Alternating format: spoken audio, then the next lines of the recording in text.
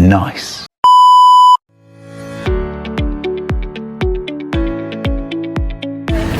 Can we start our interview today? Yes, can.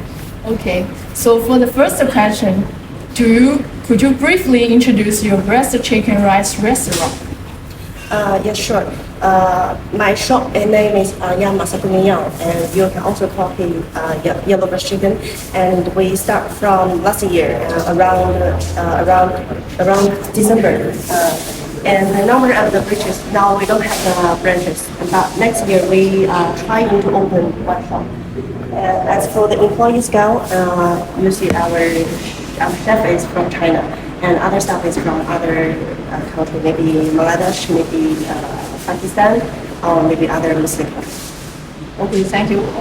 We are looking for the branch next year. Yeah, no problem. And for the second question, what positions are currently available in the restaurant? What is the ratio of full-time to part-time employees? So now we have manager, as you can see, now my boyfriend is being in the position for the manager. And for the chef, as I said before, my chef is from China. And also we have another staff. The staff is doing the work for preparing the food, to help the chef to prepare the food and to cook the food. So this is all the positions now our restaurant have. And for the full-time and part-time employees, now all the staff is the full-time. We only have one staff for the part-time because we need delivery, and we have 2 times delivery for the Kajiao because there are so many Chinese students living in Kajiao area. So we deliver twice for Kajiao area, and we need a delivery man. So this delivery man is part-time job. Got it. So next for the recruitment and staff allocation. So the first question is, how do you usually recruit employees? Actually, I don't have the platform for the employees, so we just have the paper on our door, and as you can see in our door, there is a paper is for the advertisements. And if we need the employee, we will stick one paper on the door, and if the people working around here and they can see the paper and they know we need the staff, so maybe they can have an interview from the job. And we will try to employ the staff. Yeah. Okay, so for the second question is, what traits do you value most when recruiting employees? So I think the most important is the experience, because we don't want to employ the staff that not familiar with our food, with our service. So we need the staff with the food have the perfect experience, and their attitude is also important, because sometimes if they feel so relaxed, they are not focused on preparing food and they cannot do this job very well. So I think the most important thing is experience, and the second thing is the attitude. Oh, I think I can do this job. Yeah. Yeah. And the third question is, what is the biggest challenge in recruitment currently? I think the biggest challenge is that some staff cannot speak English, and I can speak English, I can speak Chinese, but the staff cannot speak English, cannot speak Chinese, and they can speak their mother tongue, but I am not familiar with their mother tongue. For example, from Bangladesh or from Pakistan, when they speak mother tongue, I cannot contact with each other. So at this period, we need people like Google Translate, we need some tools, or we need another staff to be the position for the translate. What training will employees receive during onboarding, for example, such as for the preparation, service procedures? Actually, the new employees come here, and we have 2 days for their trying, and we will ask the old staff or our chef to teach them how to prepare the food. So the first thing is that they need to be familiar with this menu. As we can see, it's our menu, and there are so many meals on the menu. So the first thing is that they need to be familiar with this menu, and they need to know how to prepare the food, because our Chinese food, there are when they prepare their Chinese food, there are so many procedures. For example, they need to stir fry first, or they need to with the powder first. So there are so many procedures. So during this period, they need to know how to prepare the fruit one by one. Oh, thank you. Let's go next. How do you help employees improve their skills to get promoted? How to improve the skills? I think need time. We always give there several weeks to be familiar with this menu or be familiar with how to prepare this food. I think the time is the most important because we have the different culture and they didn't taste our Chinese food before, and they even don't know our Chinese food before. So at the beginning, they touch these things. They may be not familiar. They don't know why the first procedure is with powder, why the second procedure is the stir fry. So this one I think they need time. Oh, so that is a long-term project. It's a long time. Okay. Let's go next. Are there any special training arrangements for local Malaysian employees? I think for Malaysian employees and is same as others employees from other countries. There's no special training arrangements because most of local people, they can speak English and I can connect with each other. We can communicate with each other, so it's very easy to teach them how to do this. So that is no difficulty in this. This is not big challenge. And how do you evaluate employees' work performance, such as regular assessments, customer feedbacks, etc.? I think the first thing, how to evaluate their performance, the first thing is that to know if they can follow these instructions well or not well. If they can follow, that means they can perform well. If they make mistake, that means they performance is not very good. So I think this is the evaluation. We also get the feedback from the customer, but for our food, the most feedback is from the chef, is not from the other staff. The other staff is just to prepare the food. As for how to cook the food is the chef position. Now let's move on. How do you motivate employees to maintain enthusiasm and stability? Our shop is begin from the 10:30, but the staff need to come early before 1 hour. So they come to our shop is from the 9:30. Yeah. So and they after the last order is from the 9:30 in the evening, and after that they need to clean our kitchen and clean our shop. So there may be more than 12 hours they work every day. So this is a long time. They maybe get very tired every day. So how to motivate is important. And sometimes we give their free drinks, or we prepare we offer their delicious food, and that's the way or is the approach for us how to motivate their attitude.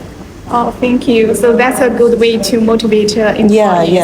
What's the employee turnover rate? What are the main reasons for employee turnover? Actually, the employee turnover rate is not so high in our shop because all the staff can get enough salary for their life, so they are willing to stay in our shop. But there's a staff go before because they from another country and they come here alone. Their family didn't come here. Their family maybe staying in their mother town, so in their motherland. So when their family have some issues, they need to go back. This is the main reason. Okay. What's the biggest challenge in human resource management currently? I think the biggest challenge may be the cross-cultural management because sometimes the staff cannot speak English and it's very difficult for me to communicate with each other because if they don't speak English and I also don't know their language. So when we have the difficulties with communicating with each other, maybe we need to find a translate, or maybe we need to use the Google Translate, like something like this tool. But this tool is not convenient for each other because it needs time. If there is simple thing, I can teach them face by face, and I can use the language. But for the stuff that when they cannot speak Chinese or they cannot speak English, I need to translate first, and then they need to. And sometimes the translate is misunderstanding, so maybe it spends a lot of time to translate for each other. So I think this is the biggest challenge. What's the improvement plans do you have for team management or HR work in the future? Because now we are not familiar with the platform to employ the employees. So maybe in the future we try to find another platform to post our advertisement on that, and we can get more employees from other areas, from other countries, and we try to train them. And if they perform good, we can let them stay in our shop. And as we said before, we want to open another shop in the future, maybe next year, and we have one more branch. So maybe we need more staff. This staff is not enough. Maybe we need the platform to get more staff in our shop. Have you entered any fear cases in retirement? Yes, of course, because during the both time, the shop is very busy for the lunchtime and dinner time. So the chef is not enough because now we only have one Chinese chef. The chef is not enough, so we want to have one more chef, but it's very difficult to get one more chef. So there are many failed cases because the employee, they want to come in our shop. They said they can cook food, but after 2 days trying, we found that they are not familiar with this food. So this is the failed cases. And the main reason because they are from another country and they are not familiar with our Chinese culture and our Chinese food. So that's the main reason. Okay, so the team culture in Malaysia is diverse. How do you promote cross-cultural integration? I think the most important thing is that we need to respect for each other. The staff also need to respect for us, for our food, and we also need to respect for each other. Because for some Muslims, they need to pray every day. Yes. So during their free time, they cannot work. And so this time, we need to respect their culture. We need to allow them leave to pray for a long while. So I think this is the way or the approach how to promote the cross-cultural integration. Just to respect their culture. Yeah, respect. So, what advice do you have for young people who want to enter the food and beverage industry? I think the first thing that they need to get the finance report from their family or from finance support from bank or from their family, because if they want to open the shop, they need lots of money. If they don't have the money, they cannot open the shop, they cannot pay for the rental, they cannot pay the staff salary. So I think this is the most important thing, and this is the first thing. And second thing, I think they need to prepare how to open the shop. They need to focus on prepare this shop. They need to pay lots of energy and pay lots of time on this. So that's all. Okay, thank you. You're welcome. I'm grateful for you to come for this interview. Okay, thank you. Thank you. No problem. Issues raised the problem root. First, recruitment and staffing. Recruitment relies mainly on paper advertisements posted in stores, with no use of online platforms. There are also language barriers, as some employees only speak their native language, which causes communication difficulties.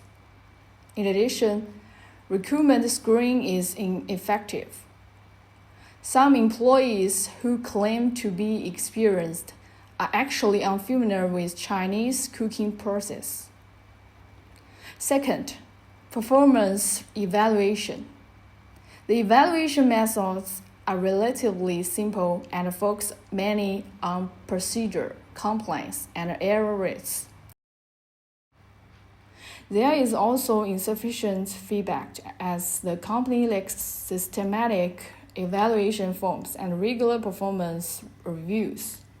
Third, cross-cultural management. Communication is effective because it relies heavily on translation tools and third-party translators. However, the company does show cultural respect by allowing Muslim employees time for prayer and rest. Finally, work fatigue and motivation. Employee incentives are limited, with free meals being the main benefit. At the same time, 12-hour high-intensity working hours often lead to physical fatigue and a decline in motivation. Theoretic analyst model application. First, Hofstede's cultural dimensions theory. There is a power distance differences. The Chinese chef holds higher authority, while Malaysian and Pakistani staff may prefer flatter communication styles. There is also an uncertainty avoidance conflict, as strict Chinese cooking procedures may clash with more flexible work habits in some cultures. Therefore, it's recommended to apply cultural intelligence theory and develop cross-cultural training programs. Second, Herzberg's two-factor theory. Currently, benefits such as free meals are considered hygiene factors. They reduce dissatisfaction but do not increase job satisfaction. The key gap is the lack of motivations, such as recognition, a sense of achievement, and growth opportunities. To address this, the company should introduce incentives like Employee of the Month programs, skill certification, and employee involvement in menu development. Resource-based view and human capital theory. Core resource. The Chinese chef's culinary skills represent a rare and valuable core resource. Current limitation. These skills have not yet been transformed into organizational knowledge capital through thematic training.